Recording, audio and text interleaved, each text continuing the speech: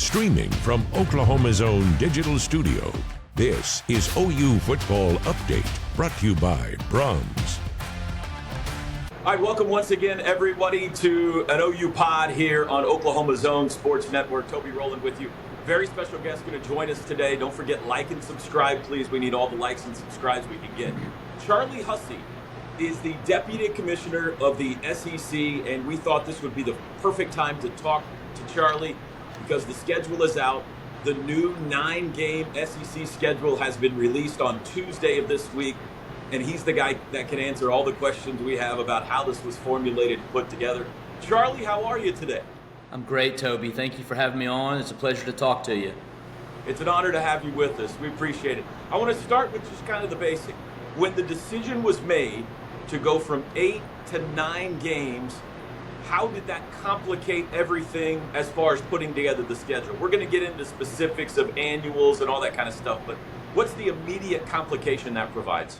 Well, I think a better way, Toby, without getting into the specifics, is to answer this, to go back. This was actually 5 years in the making.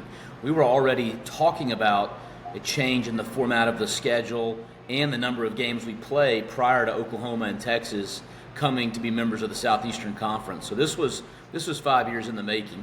When the decision was made, so I guess you've been probably formulating how this would work for the last 5 years then, it sounds like. Oh, we have been. I mean, we had all kind of different formats. And of course, those formats, when we started, were for a 14-team conference. So when you do expand, that interjects a new dynamic into the process of the formats that make the most sense.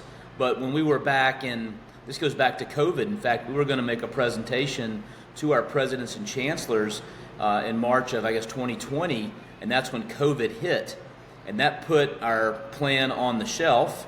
And then after that, Oklahoma and Texas are announced as new members of the SEC, and we went back to the drawing board. The 3-6 model mathematically works out very nice. Were there other models you were looking at other than that? Oh, yeah. Yeah, we looked at, there were several priorities. We get into that if you'd like to on the schedule development. One of those, again, back 5 years ago, when we were in divisions, we had an Eastern Division and a Western Division, was, hey, it's taking too long to see all of the conference. And so how can we increase rotational frequency? When it came to deciding the 3 annuals for each team, what was that process?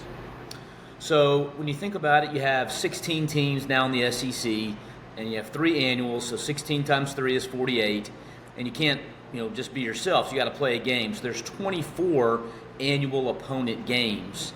And when you think about it, there's about 50% of those that just make a lot of sense for the fabric of the SEC, or even like in Oklahoma's case, the fabric of a previous conference or games that you've played that are important in the history of Oklahoma. So the first thing was, how do we protect traditional rivalries?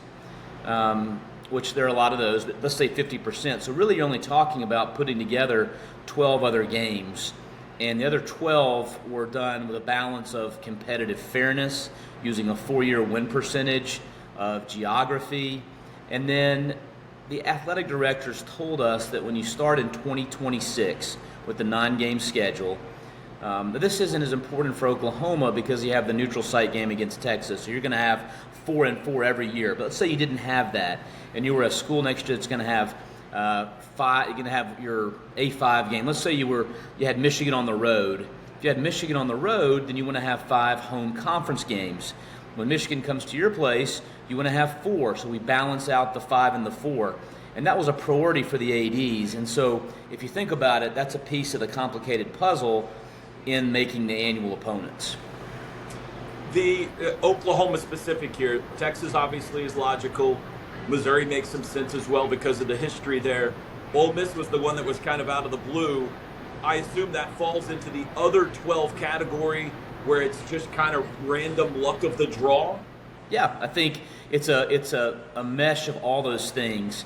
In some senses, you could say it is geography. I mean, it's not like it's a contiguous state, but it's also not like you're playing, on the far side of the footprint against South Carolina or someone like that. From a competitive balance standpoint, when we're trying to create these schedules and using that 4-year win percentage, and yes, we had to use some of the Big 12 numbers when we created this for Oklahoma and Texas. Ole Miss and Oklahoma both, it made sense to narrow the competitive fairness so it was as tight as we could make it for everybody. When it comes to deciding competitive balance, Charlie, is it as simple as the top 5 teams, bottom 5 teams, and the middle 6 teams? You want everybody to play a team from each category? Is that oversimplifying things? Yeah, that's not how we did it, Toby. We looked at the 4-year win percentages for all 16 teams.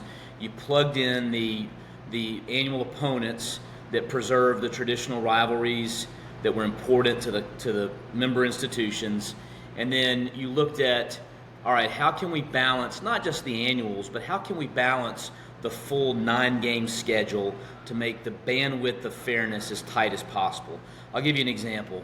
So in the old divisional format in the Southeastern Conference, right, we had the easiest to hardest schedule was a difference of about 22% of your winning percentage for your opponents. In the new 3-6 format with 3 annuals, we shrunk the 22% down to about 9%, which is really pretty impressive. Now, you also, I know you would agree, in this modern era of transfer portal and everything going on, you can use history as a predictive measure, but to really know what's going to happen each year, there's no way to know. And so how do you balance that? Well, you try to play everybody as much as you can, and the 3-6 format lets you play, as you know, everybody in the SEC at least once every 2 years, and home and away twice in a 4-year period. That's pretty remarkable, actually. It is remarkable. When reevaluation takes place in 4 years, will the annuals be reevaluated as well? Could each team get a new set of 3 annuals? They could. I think you'll still, it's up to our member institutions to provide those constraints that we plug in. I would be surprised if, and I think you would be too, if Oklahoma says we don't want to play the Texas game anymore, right? I mean, yeah. I think there are just certain games that are important to the fabric of what the SEC looks like now, and I would say Oklahoma-Texas or Texas-Oklahoma, depending on your perspective, is a game that would probably continue into the future. So, but yes, we have the opportunity to re-examine every 4 years what those annuals look like. Yeah, we do prefer OU Texas on this end of the rivalry. I figured you might. That's the correct order. Anytime you get 16 athletic directors in a room to agree on anything is probably virtually impossible. And I would imagine scheduling was no different. I'm sure everybody has their opinions on how this should be done. What was the process like just to try to get everybody on the same page here? Well, we again, this is a long process. We had, 2 or 3 years ago, we started making individual calls and video conferences, and we would talk to the ADs about, hey, what's important? And of course, Joe C. quickly said, well, I mean, the Texas game, and we already knew that, but we talk about what's important. And in Oklahoma's case, coming into our league, it's important that we have an end-of-the-year rivalry type game, and most of our existing schools have those priorities and matchups set. So you look at it and you're like, hey, the Oklahoma-Missouri game is a game that's been played a lot of times. I was surprised actually how many times it had been played, a lot. And so at least for now, that'll set up as an end-of-the-year rivalry game.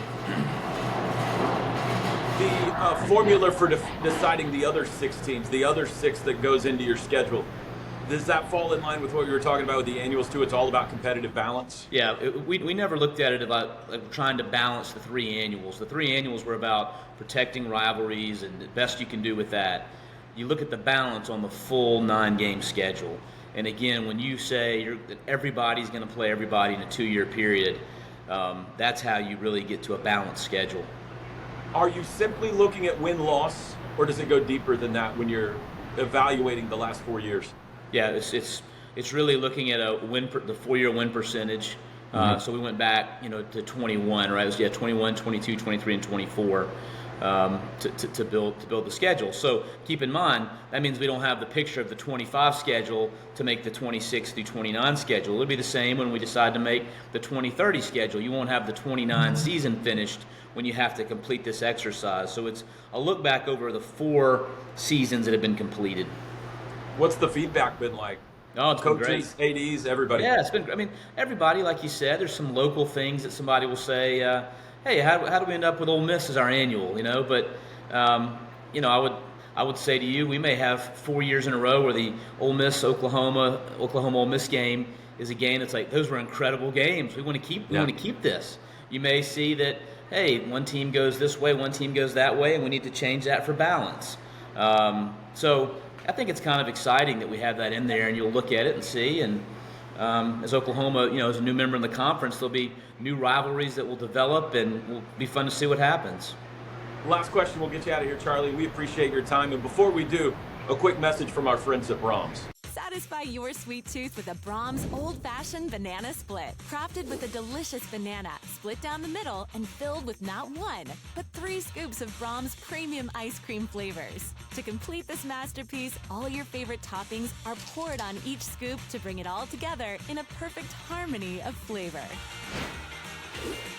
Treat yourself to an old-fashioned banana split at Brahms, where every spoonful leaves you wanting more.